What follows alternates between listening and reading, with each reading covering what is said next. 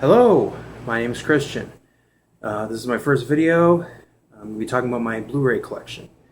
Most of the movies I own are digital, so they're on my Xbox One. I do have some movies on disc and a TV show, some TV shows, so I'll be going over those, giving my reviews of the Blu-rays and the movies. I'll try not to clear my throat as much, say and ah. Just did it. This is my first video, so this is my, I just did it again. Take 2 of this video. I made one last night, but the brightness was no good, so I'm doing it now during the day with the windows open, sufficient light. Here we go. First, Blu-ray, X-Files, Season 8, Blu-ray. Good season of the show. It was after Duchovny left. The show itself was not as good. People say that the show got bad. I wouldn't say it was bad. There were bad episodes when Duchovny was on. But the show was still good. Robert Patrick is great in this. Don't let anyone tell you different. He's at the highlight of the post-Duchovny era, as I like to call it. Season 8 was solid. This is solid Blu-ray. Has lots of commentary, lots of technical commentary, which is very rare. Lots of promotional clips, deleted scenes, good stuff. $10, Best Buy. It's a good season, great show. I say pick it up.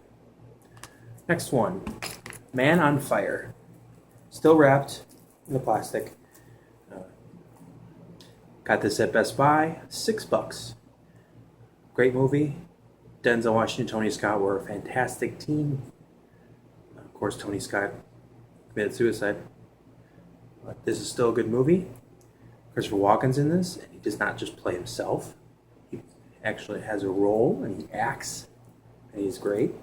Good action, great revenge movie. It's a remake of a movie from the 80s with Scott Glenn. Denzel plays a man hired to protect a kid. The kid is kidnapped, and he is told that she has died. And in the course of the kidnapping, he gets messed up, but he decides to spend his last days hunting down her killers and getting revenge, and it's awesome. So I definitely recommend it.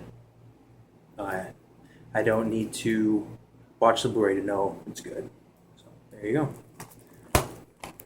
Next one is Mr. and Mrs. Smith. It's about 2 assassins who are married. They don't know they're assassins, actually working for opposite forces. Directed by Doug Liman, who directed a bunch of stuff, most specifically Live, Die, Repeat, which is a great action movie. Great action in this. Great chemistry, of course, between the leads. It's fast moving, you don't get bored. It doesn't bog itself down with romance or any of that stuff. It knows what it is, and it is what it is. Vince Vaughn is in this. Very good role. He's very funny. Recently, he's been so-so on a lot of stuff, but he's good in this. I would definitely check it out. It's a good movie, good Blu-ray.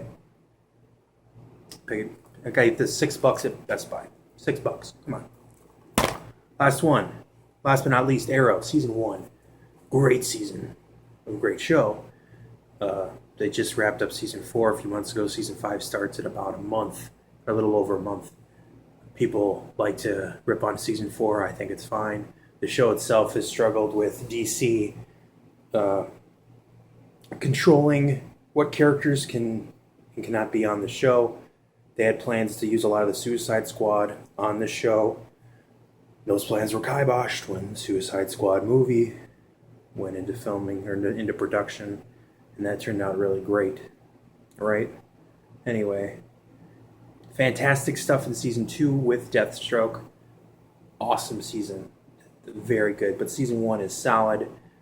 This is for a first season, this is a really good season. It's got a lot of interviews, basically a vigilante story about this rich guy gets in a boat accident, presumed dead, lost at sea, and he ends up surviving for 5 years on this island and other places, and ends up coming back and decides to save the city. So it becomes like a Batman, basically another version of Batman that DC created, but it's really good. It basically shows how he started, how he developed his team, how he developed his tech, and it has flashbacks about how he learned his skills and all that. So it's really good. So I recommend this, the show, specifically season 1. Pick it up. And that's it for my Blu-ray collection. I'm planning on growing it.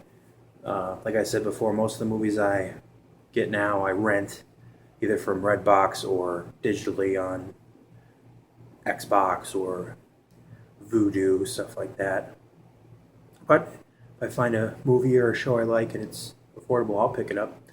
My brother has, 150 Blu-rays, so if I ever need to watch any of those, boom. But so that's my video. Those are my Blu-rays, and I will catch you later.